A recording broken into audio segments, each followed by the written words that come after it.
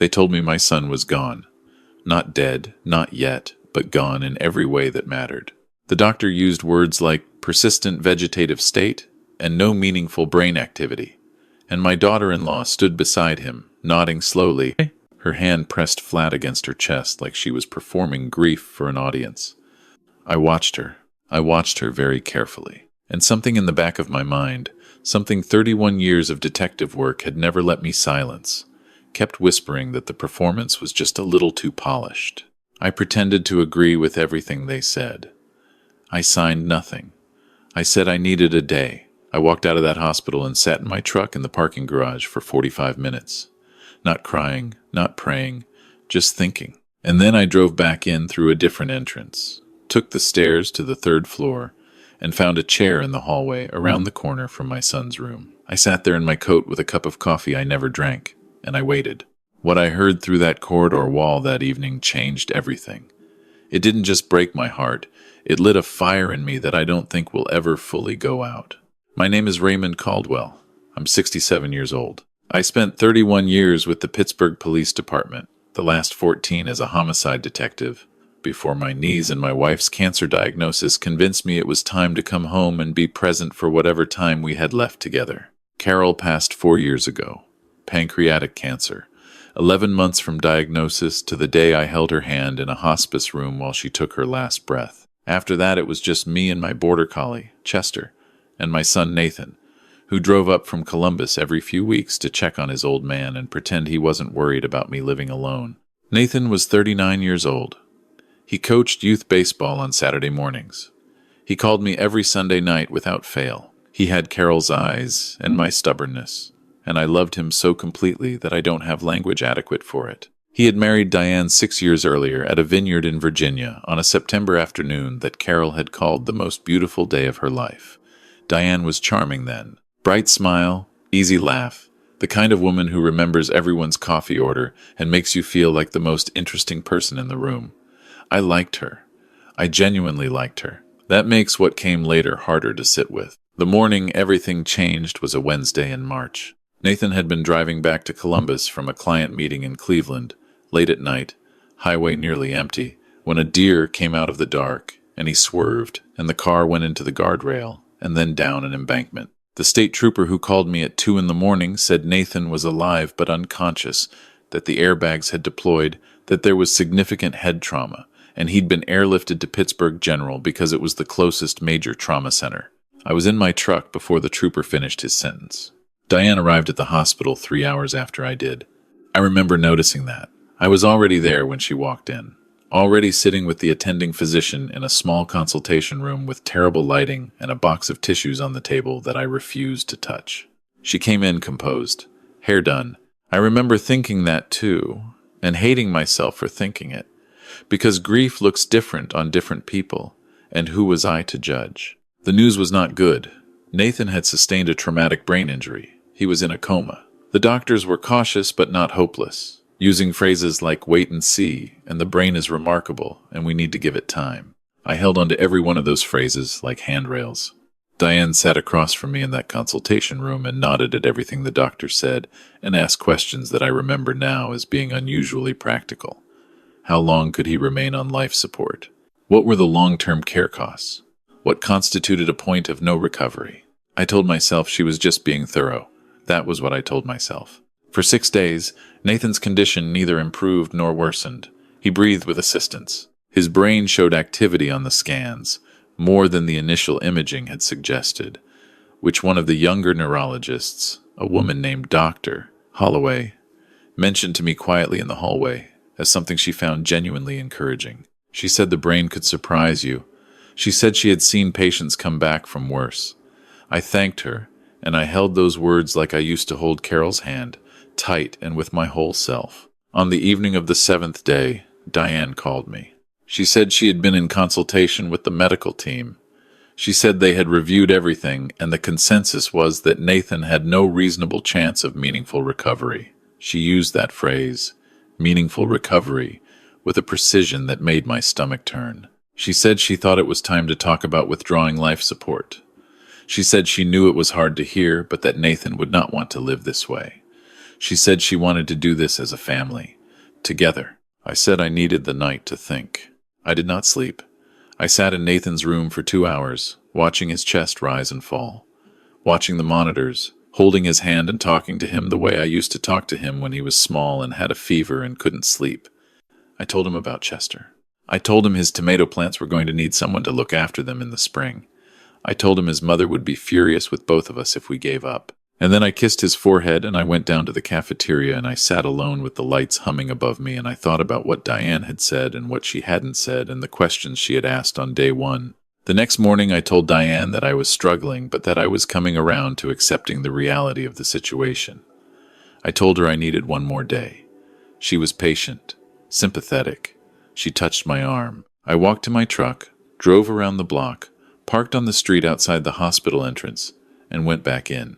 There is a particular skill in police work, something they try to teach at the academy, but that you mostly learn from years in the field, which is how to be invisible in plain sight, how to sit somewhere and look like you belong there and make people forget you're listening.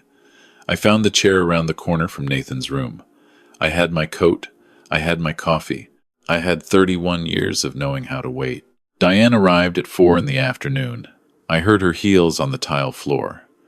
Then I heard a second set of footsteps, lighter, male, sneakers from the sound of them. I heard the door to Nathan's room open and then partly close. Not all the way. The latch didn't catch. I did not move from my chair. The voices were low, but the hallway carried them the way hospital hallways always do. That strange acoustic quality of hard surfaces and still air. I heard Diane first. She said they needed to move faster. She said her father-in-law was asking too many questions and that she didn't trust him, that he had been a detective and he thought like one. The second voice was a man's. Young, I thought.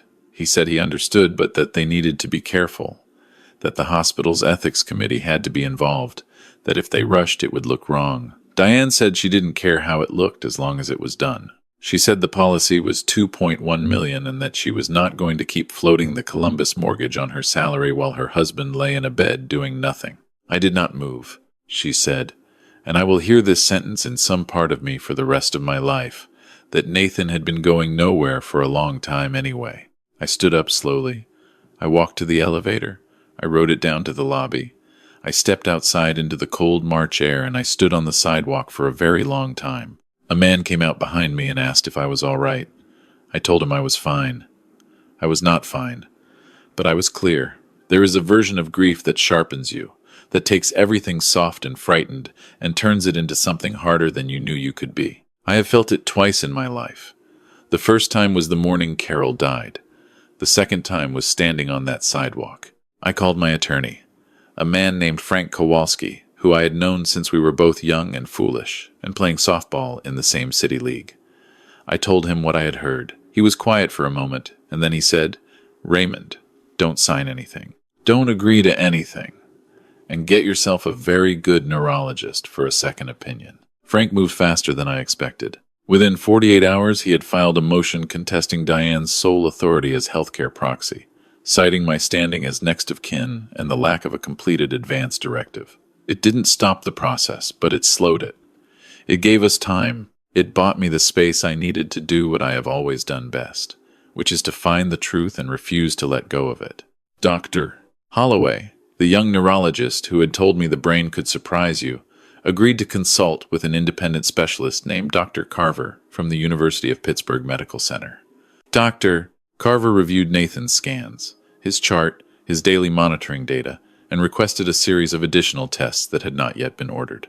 It was methodical and unhurried, and he did not speak in absolutes, which I appreciated more than I can say. He told me that Nathan's case was not as clear-cut as the previous assessment had suggested, that there were patterns in his brain activity that warranted further evaluation, that the determination of no meaningful recovery had been arrived at, in his opinion, somewhat prematurely. I asked him to say that in writing.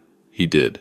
Meanwhile, Frank had filed a second motion, this one requesting a court-appointed guardian to review Nathan's medical situation independently on the grounds that the primary healthcare proxy had a substantial financial interest in the outcome. I had given Frank everything I had, the mortgage information Diane had mentioned, Nathan's life insurance policy, which I had requested a copy of through channels that I am not going to detail here. The name of the man whose footsteps I had heard in that hallway, which took me 4 days to determine, but which I did determine. His name was Corey Ashland. He was 28 years old. He worked as a personal trainer at a gym in Columbus, where Diane had been a member for 2 years. I did not enjoy finding that out. I want to be clear about that. There was no satisfaction in it. There was only a cold, settled sense of confirmation, and the understanding that I had been right to stay in that hallway.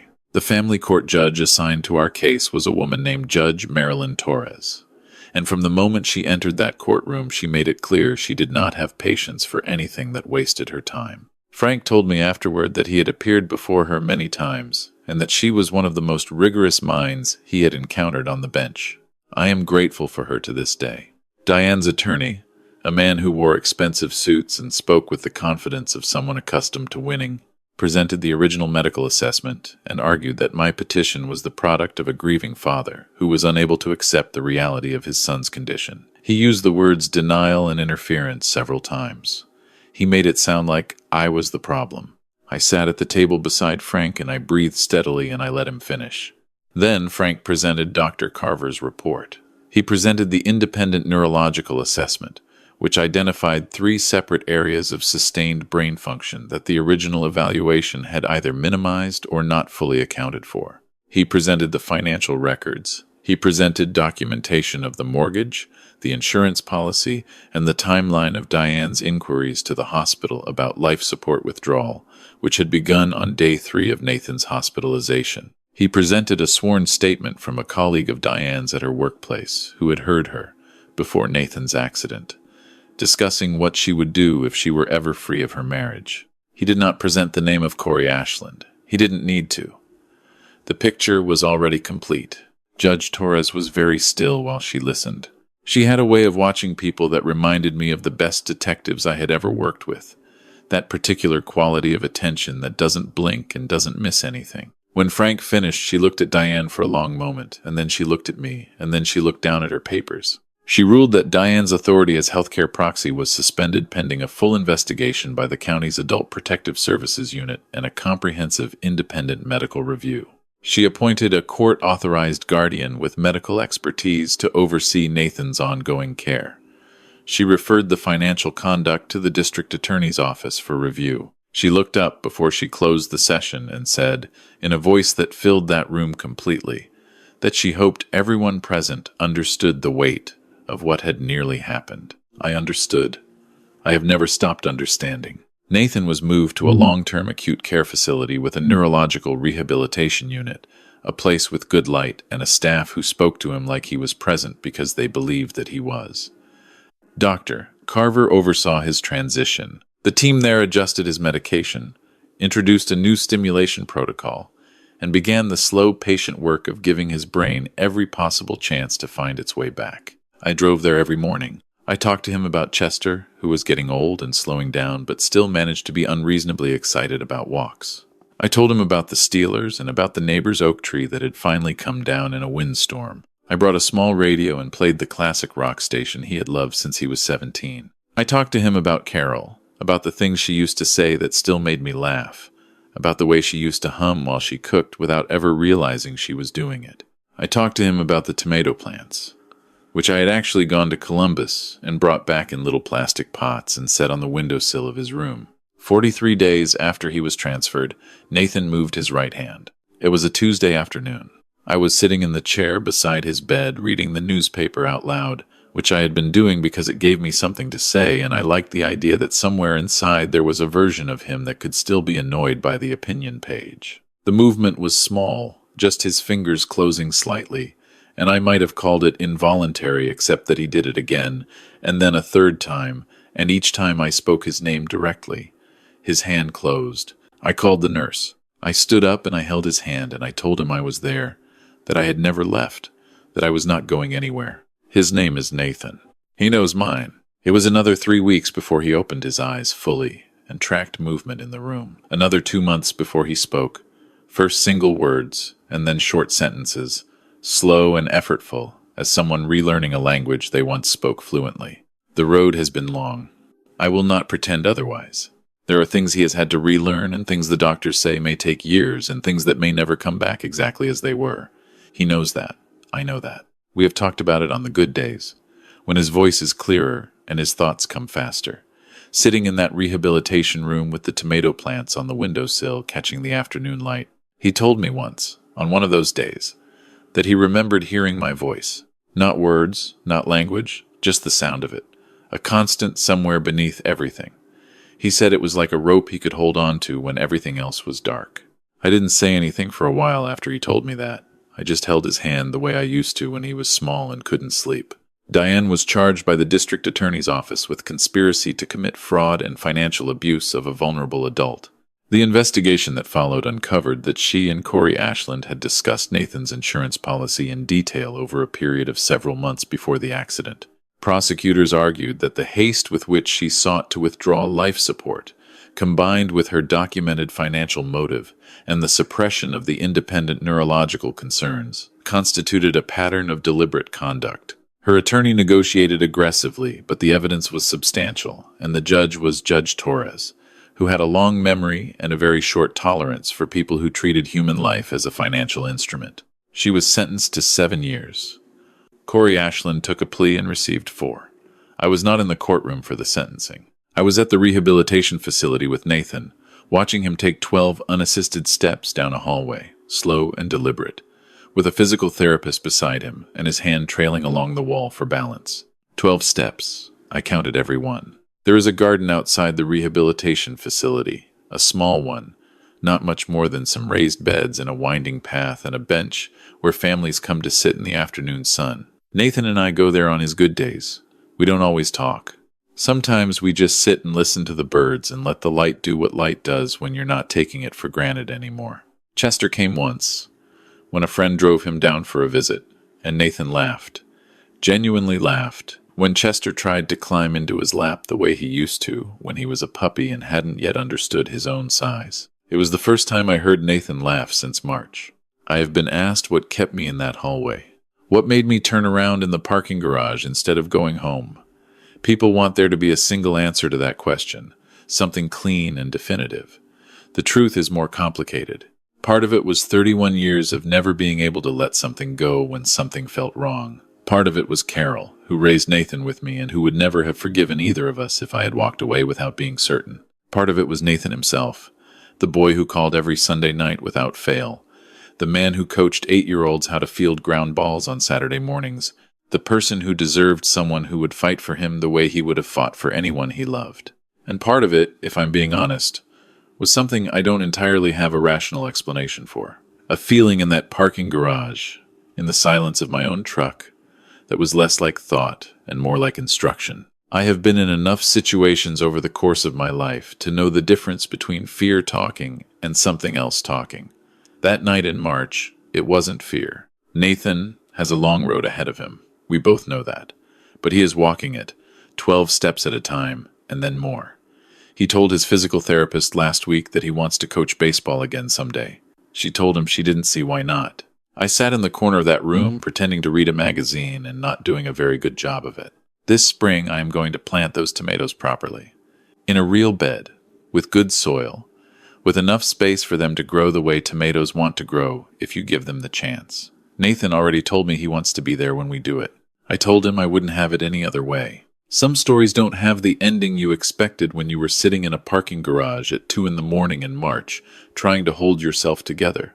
Some of them have something better, something you didn't know how to hope for, until someone reminded you that hope was still an option. My son reminded me, I am 67 years old and I have buried my wife, and I have sat in more hospital waiting rooms than I can count, and I have seen the worst that people are capable of, and I have learned, slowly and at great cost, that the worst is not the whole story. It is never the whole story.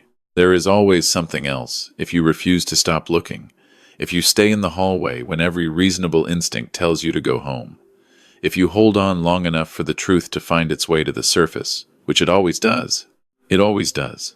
Where are you watching from tonight? Tell me in the comments. Whatever time it is where you are, I'm glad you're here.